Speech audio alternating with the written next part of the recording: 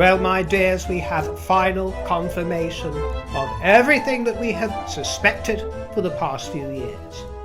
Confirmation that Meghan Sussex has gone from one of the most lauded, high-vaulted, highfalutin positions in the world as an ambassador to the Commonwealth and a member of the royal family to an influencer. An Instagrammatic, trashy, vulgar influencer. And I have no disparagement, by the way, for entrepreneurs, influencers, TikTokers, Instagrammaticers, whatever you want to call it, my dear. None. None for them whatsoever. Business is business. We all do what we've got to do to get by.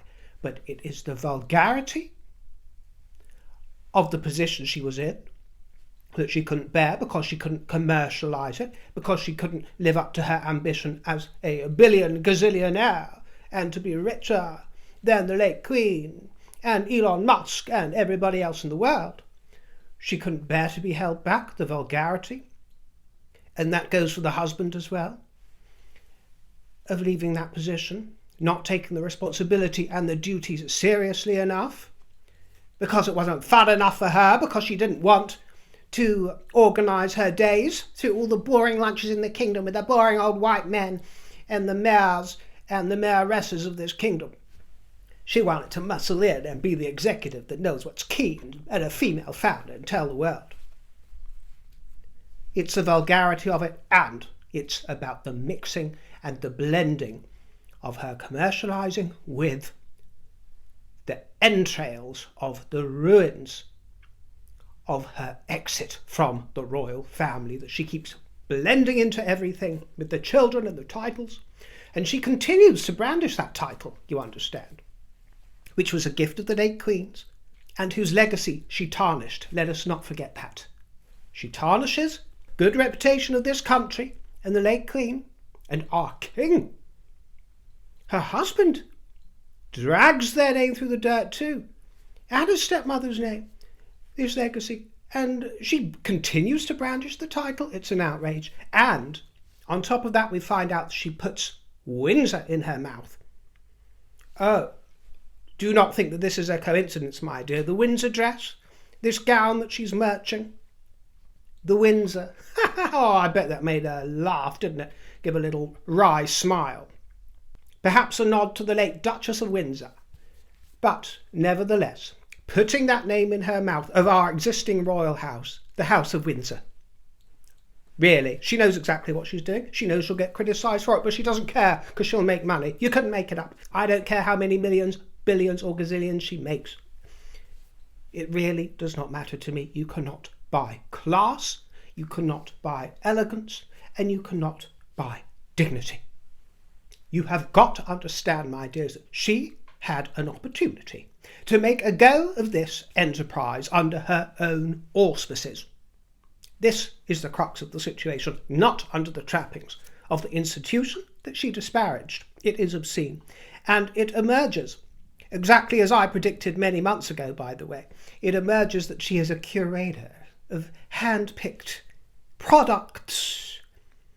She hand-picks berries, and she hand-picks belladonna from her garden, the fruits and vegetables and poison of Montecito, and all from her very own lady garden she plucks these things, and she hand-picks products, we are told, with a nice little affiliate link attached to earn commission for doing absolutely nothing. Is that ethically wrong? Absolutely not. Not on your Nelly, my dear. As I said just a moment ago, she can be as enterprising and as business-minded as she wants. There's nothing wrong with that sort of ambition. With hustling even. I'm a great admirer of the hustle, as long as you're not harming anybody else. But it's the hypocrisy of merching that which you disparage. The real thing that sticks in the craw is the fact that she continues to put the royal name in her mouth. She continues to go by her duchessly title and put the name Windsor in her mouth as well. The House of Windsor that still exists. The house that she disparaged and fought against along with her husband. She continues sneakily to put that name in her mouth and to use the king's grandchildren as a prop. The king's grandchildren. who he scarce knows, parading them around for all her publicity shots, to merch her line and to bring attention to her affiliate links. So infradig. An outrage, actually. We are directed to Meghan, Duchess of Sussex's shop. Yes, this was the most vulgar thing of all, my dear. Meghan, Duchess of Sussex's shop. Yes, it really is that baldly vulgar. Please note, she says, some products, and I think you mean all the products, Meghan, may contain commissionable links. Just wanted to slip that in there, didn't she? Because she legally has to let people know with this disclaimer. And up pop 32 items, and it begins with white crisp linens, and it moves on to oatmeal, beiges, soft cashmere, and then there are blue stripes and denims and jeans, and then there are tawny, tans and browns, licorice, with accessories and shades, handbags, this sort of thing, finishing with sleek black affairs.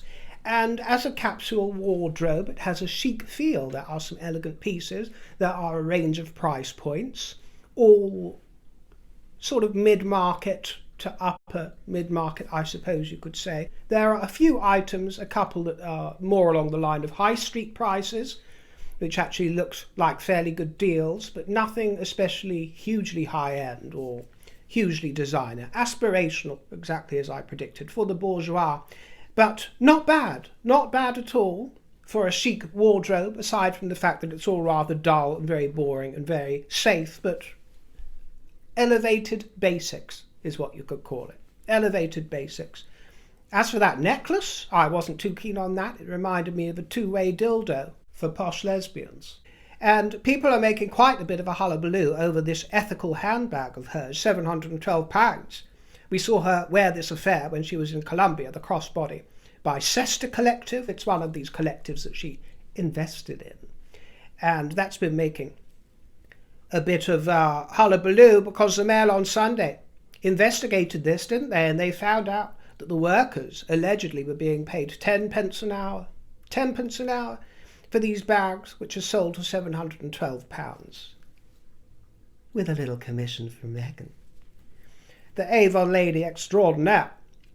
And I will, for legal reasons, say that this collective replied to the investigation, saying they acted in good faith with the recent allegations and attempt to discredit that work with speculative information that has been unethically manipulated. So you can draw your own conclusions with relation to that one.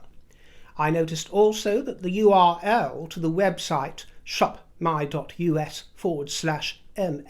features MS, not MM or MMW or anything else but MS for Meghan Sussex.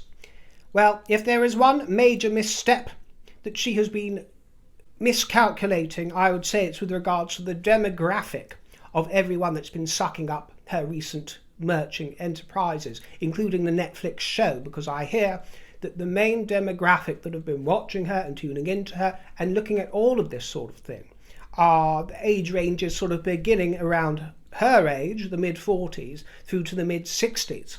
The autumn of life, I suppose you could say, and then the 65 plus category. So, you know, it's older people that are interested in her, and I'm afraid that this is an effrontery to her ego. She thinks that it's all the young cool ones and the bright young things coming through now. The teens and the tots and the bots. You know, she seems to want to market to a very young age group, but they're not interested. They've got zero interest in her, this middle-aged woman who behaves like an infant. Do you understand? It reminds me a little bit. Do you ever see those catalogues, those mini brochures that come through in the post, and they have very elegant, young, lithe models modelling orthopaedic shoes and, you know, sort of dowdy slippers and dresses that you'd never see 20 or 30-year-olds in. You wouldn't even see old people in them these days because they've progressed and are very fashionable and savvy these days, but you see these 20-year-old models prancing about in orthopaedic shoes. Actually, a friend of mine Who models once had to do that. She was dispatched over to Japan to do all kinds of modelling jobs, and one of them was this very elegant, beautiful young lady modelling these old shoes and pleated skirts and things, supposedly for pensioners. I digress, but you get the idea. Graydon Carter of Vanity Fair has been popping up in the press. He's the Canadian journalist who ran Vanity Fair for 25 years, because he's made a few extra comments regarding Meghan and that 2017 cover where she was mad about Harry. You might have heard that it's been revealed that Meghan made a rather baffling complaint when she was interviewed for this piece, and she was asked about Harry, because that's all they were really interested in, not her. And she thought that they should be more interested in her. And she said, "Why do you keep asking about Prince Harry? Why aren't you asking about my charity work and my philanthropy?" Well, Graydon Carter says that he had no idea who she was. And page 6 says that Graydon Carter raised eyebrows as he recalled this story. And he said, "This woman is slightly adrift on the facts and reality." There you are, from the mouth of Graydon Carter of Vanity Fair. Facts and reality are a stranger to the Duchess of Sussex. I just removed my tie because I thought that it was making a clicking noise, and then I thought it was the brooch, but now I realise it's my tiara and crown affair. So if you hear some clicking going on, I'm really sorry. I'll try and keep my head a little bit still. Hopefully the microphone's not picking it up. What's that clicking noise? Like crickets, my dear. Oh, honestly, the travails, the travails. Back to the Duchess of Not Muchness. People magazine were given the exclusive regarding Lemonada, the fizz that went flat. They revealed 7:30 a.m. this morning a preview of Confessions of a Female Founder, and it was extremely boring. Yes, those 8 weekly episodes from April the 8th are coming up, my dear. And she says, "I'm Meghan." Yes, I am. Yes, I am. And this is Confessions of a Female Founder, a show where I chat with female entrepreneurs. How sexist?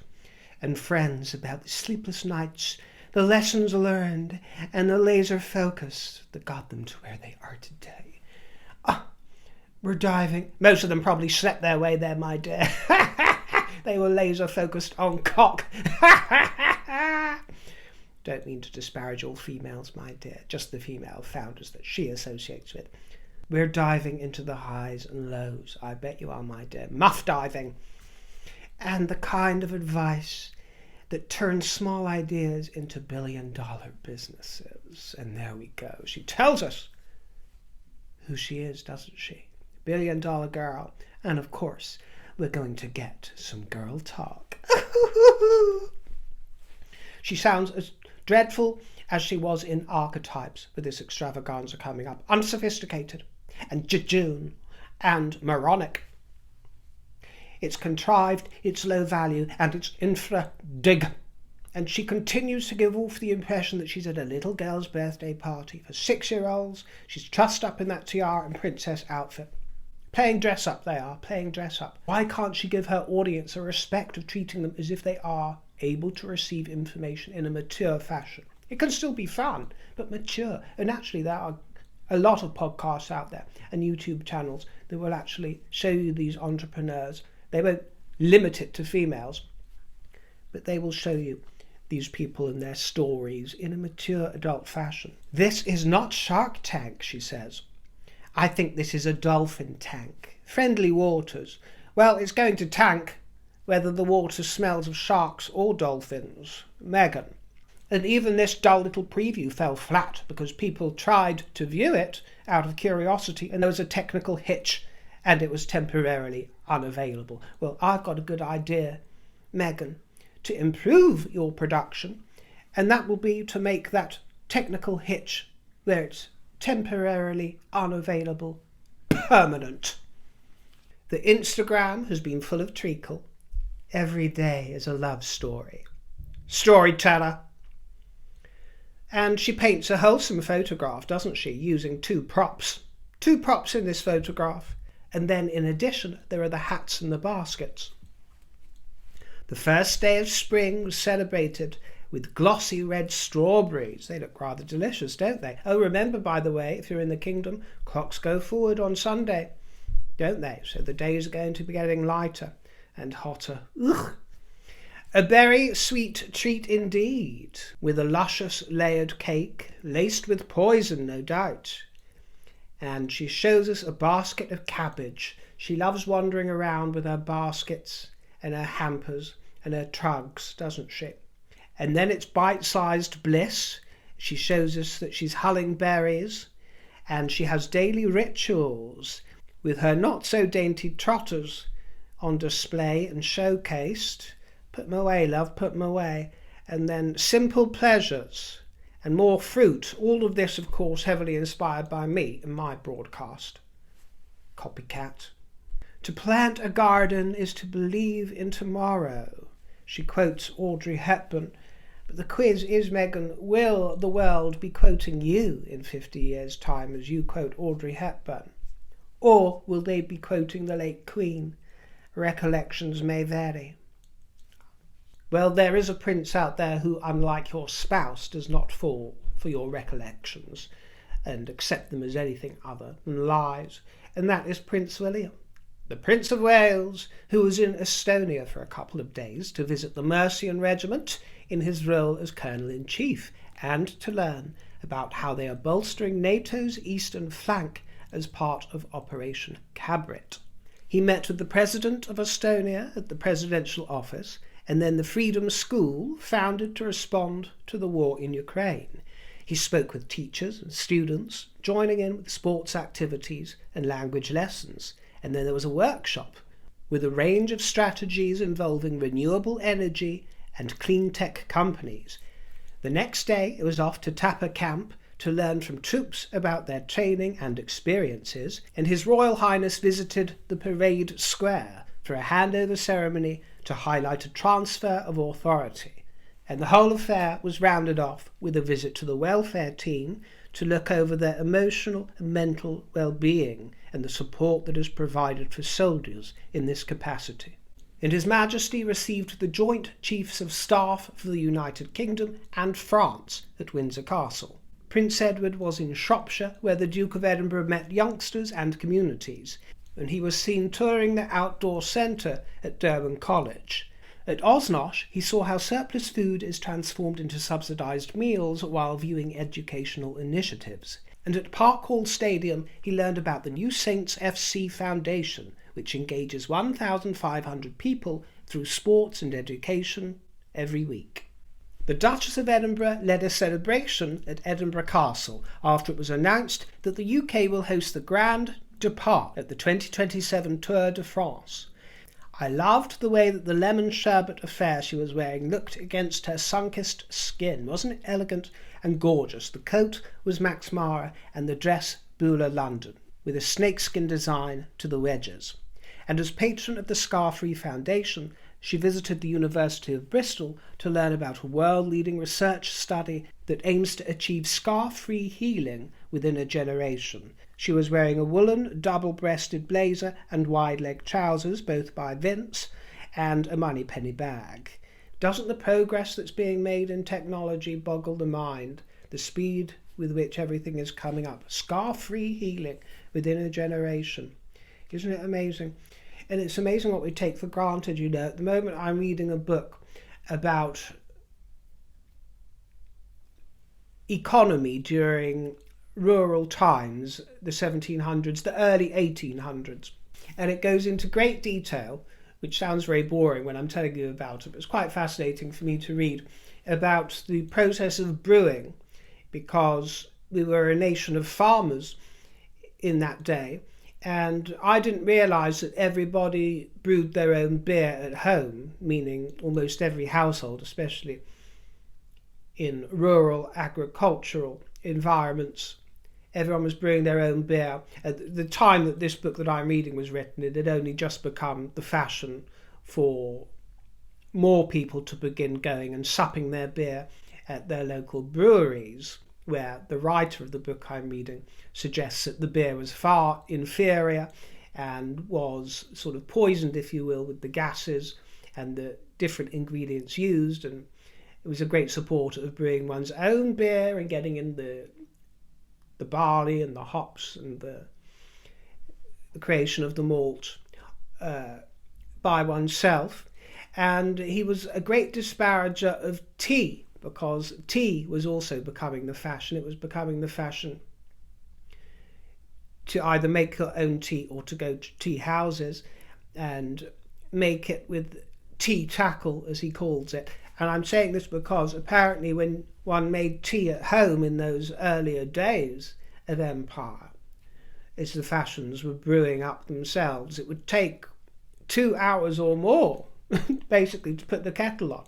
You know, it was the arrangements of the fire to bring everything to the boil and all the apparatus used and all of this. Apparently it was, a lot longer than just popping a kettle on, pressing a button or putting something in the microwave. Obviously, all of this is very obvious, but actually reading the first-hand account of everything that was involved and the expenses and all this kind of thing, it really does make you stand back and marvel at the washing machine, all the mod cons that we now have, my dear. Although I think we've passed peak civilization and everything else is extraneous to our needs, and we're now going in a nosedive direction. That's because I'm a little bit pessimistic about the fruits of technology, while appreciating very many of them at the same time. It's a quiz, isn't it, my dear? It's a double-edged sword, all of this progress and this interconnectedness. And as Colonel-in-Chief of the Royal Irish Regiment, Sophie was presented with a shamrock by her regiment in celebration of St. Patrick's Day. And I thank you for presenting me with yourself today. If you enjoyed the show, let me know your thoughts in the comment section below, or if you fancy, my tip jar is in the description box if you wish to show your appreciation in that way. And I thank you most sincerely. See you next time, my dears. Take care and toodle pip.